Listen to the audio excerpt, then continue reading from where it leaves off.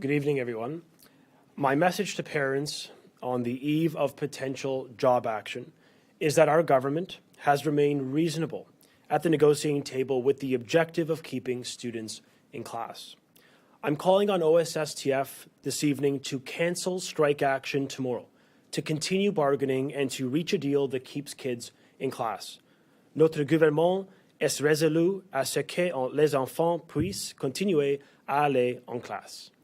It is irresponsible and it is unfair to keep parents and students in the dark about knowing if school will be open tomorrow or not. I want OSSTF to commit to exploring all options available, including independent third-party mediation, so that we can resolve this situation, so that we can ensure kids remain in class in this province. I'm affirming my commitment to examining innovative solutions to avoid a strike, and I'm open to a framework that achieves our goal of reaching a deal that keeps students in the classroom of this province. It has been over 200 days since we first started bargaining with OSSTF, and in that time, they have not made any substantive moves since their first proposal was tabled. Not one move since that proposal was tabled.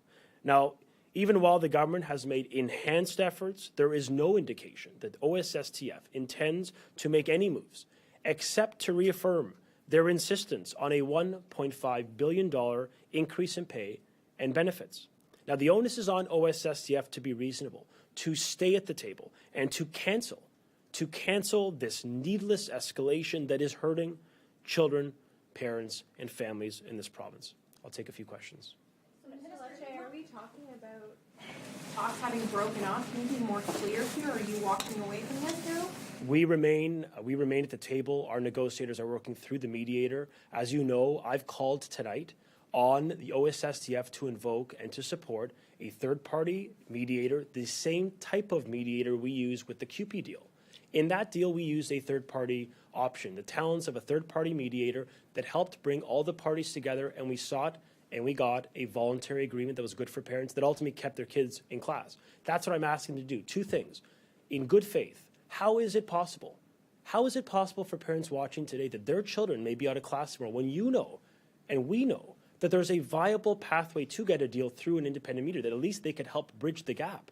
And we use this precise mediator, or the independent mediation with CUPE, and we got a deal. And the fact is, tomorrow, they have said that they plan to strike, a strike they have decided on their volition, on their terms, escalating at their will, even though we all know that there is a medium, a mechanism that could actually help bridge the gap of the legitimate differences that may exist at the table. That is irresponsible. And I think parents in this province deserve to know the facts related that they have an option. And I'm hoping in the coming hours that they will in good faith consider that option and cancel this needless strike. You keep saying that they are just focusing on the money. And yes, you are wide apart, $750 million apart, in fact. But they are saying they're also fighting to preserve class sizes, which they say you're trying to balloon to 25.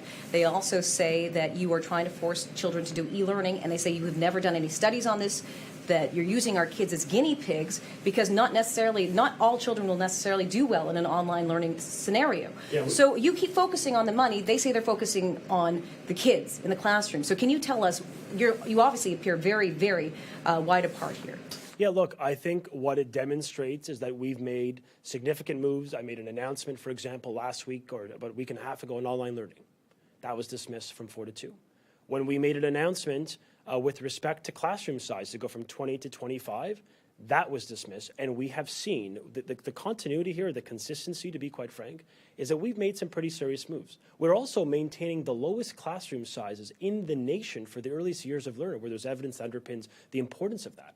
And so with respect, the government has consistently and systematically been reasonable. Our posture is focused on our kids.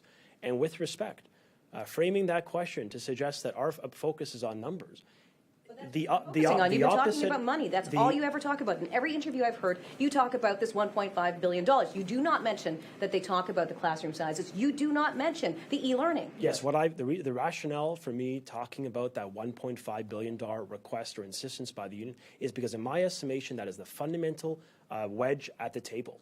And That is not the only wedge at the table, that they're Well- concerned about the kids. yes, and my point in short is that when we've made significant moves on classroom sizes, on online learning, and a variety of other announcements we've made to date, they have rejected them.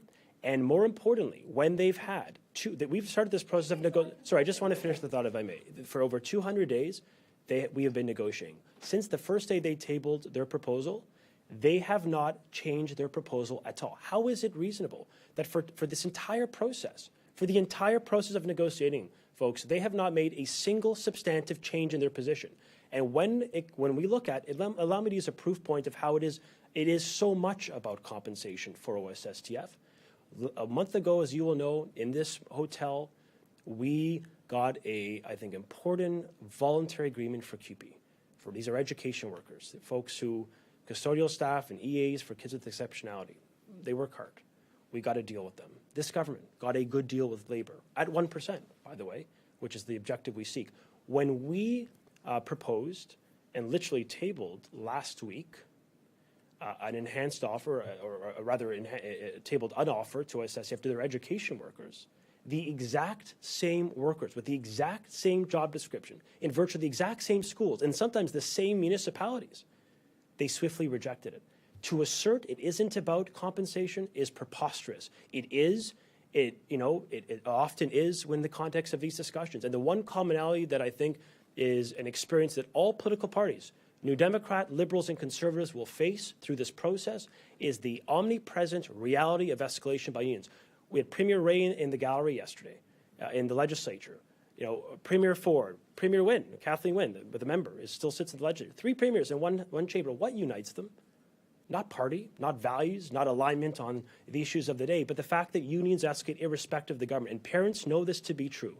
Just take a few more questions. So I would like some clarification actually on the negotiation factor, because you're saying that you're asking the union right now to sit down and negotiate with you. I'm being told that there were no negotiations that happened today, and that in fact they did not receive that proposal that you said was sent to them. I'm being told that the mediator in fact told them that no proposal was sent. Yeah, what we've asked them today through the mediator, what we've encouraged to be, I think, more accurate in the verbiage, is we've encouraged them to come forth with an innovative idea, something I've asked for months and I've called for since August when I made a previous announcement on this issue. I've asked the parties to bring forth any innovative option they may have. By parties, you mean the union an innovative option? So in fact, you didn't present them a deal.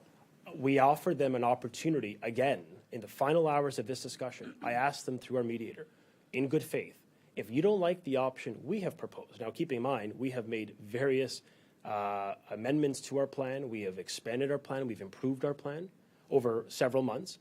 Those have been declined swiftly. So in the absence of accepting our options, I said today, through the mediator, we're encouraging that party, the union, OSSTF, to bring forth an option to the government.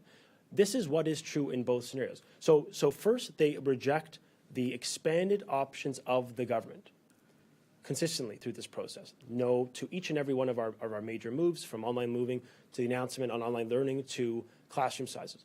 Then we say, okay, if you don't like the options the government has made, please bring forth an innovative option. Okay, and they you said have it was a proposal, so that sounds a little bit different than just tell me what you want, right? Well, Because that's just we within the because frame. it made it sound like it was a proposal, like you made some sort of amendments to something Right. that was done a few weeks ago, but that wasn't the case. Well, last week we did actually make a proposal at the table. We did table an offer with respect to the education workers, to be fair, and it was rejected. We also announced a week and a half ago online learning changes, and that was dismissed. So the fact is, what I've called on them for months, and I've reaffirmed it so clearly today publicly and at the table through the mediator, to be fair, is for them to, within the frame, within the sort of knowing the priorities of all the parties, that if you don't like our option, bring forth your own. But both can't be true. How is it that now, hours before a potential strike, a strike caused in large part because they have chosen to escalate irrespective of the government, how is it that fair that they reject our options but present none of their options? The only option they've presented is the first option they tabled, where they've seen no substantive move since this process began. And I think that is unfair. And I think if you're going to escalate tomorrow to a one-day strike, my message to the union in good faith is to seriously consider independent mediation, which has worked for the government and worked for our kids. And I'm hoping that they will do so, that they will say, upon sober reflection in the coming hours, that they should be looking at every option available and they will cancel the strike. We should not be in this position. You know, we may disagree in good faith, and it's very possible that the parties will viciously disagree on the issues. And that's the nature of negotiations, of pressurized environments. It's the nature of our democracy. Why are But you folks, pushing but forward this agenda of e-learning, though, and but- online but I courses just- when if I could finish you've the never even thought. tested it? But the point is, how is it fair that under both scenarios can be true for the union? They don't like the proposals we have offered, but concurrently they have not brought forth an option when we have strongly recommended them to do so or encouraged them to do so. So I think it is frustrating, and I'm asking them. That they put forward before, what they're saying that they want, isn't that their option that they're bringing forward? They have tabled, when at the beginning of this process, we started negotiating. They have tabled some months ago a proposal which has not moved at all. And I think if you're an observer, if you're a parent, you're saying, look, I think all the parties have to be a bit reasonable here to get a deal. I think You have been telling us they're very concerned about education, and they're concerned about e-learning, and they're concerned about growing classroom sizes. So a lot of the parents that we've spoken to side very strongly with the teachers. What do you say in response to those parents? Well, it is this government that is investing more in public education than any government in the history of Ontario. We are on track to spend $1.2 billion more this year than we did last year. More money in public education than any premier in the history of this province. We've increased mental health funding to the highest levels, more than doubled it for our most vulnerable children in class. You know, we've produced a $200 million four-year math strategy to increase math scores after they plummeted, respectfully, after the former Liberal government, if I could just finish the thought. We've increased investments in special education at the highest levels, in transportation, in French language, in First Nation education, the highest levels ever recorded. We are investing in public education because we believe in the potential of our young people. However, in a choice of a world of finite resources, you know, there's only so many tax dollars. I know there may be other political parties that want to increase taxes, but amongst the options of the resources before us, my preference, and I would argue the parents you speak to, because the ones I'm speaking to are saying, fight to put more money in my kid's class, fight to put more money in my child's future. They're not asking me to advance a $1.5 billion compensation increase. They're also not asking for larger Sorry, classroom sorry, sizes before or we- e-learning. Can I just ask, so we're getting a note from the president of OSSTF, and they're calling this a stunt, saying that you are bargaining in front of the media, that this isn't good faith bargaining. What do you have to say to that? You know, I'm calling on the union to stop making this about me or the president. I'm asking them to make it about our kids. And Why do it to the media? well, to be fair, we have, through the mediator today, encouraged them to bring forth options. That was dismissed. For 200 consecutive days through this process, they've not moved on their position. And I think it is only reasonable to say that the ball is in their court. They have put us in this position, in this deadline bargaining with a deadline of midnight. And parents now have to make a choice. And I think my position, quite clearly to the union, is choose the viable option. There is a tool in the toolkit. And if they care about our kids, like I know so many of our teachers do, and so many of the parents of their problems care for their children, if we all could put our kids first, we will turn to every option available to the government, to the unions, to the trustees, and get a deal through a mediator that has worked for this government and worked for the children of this province. Thank you.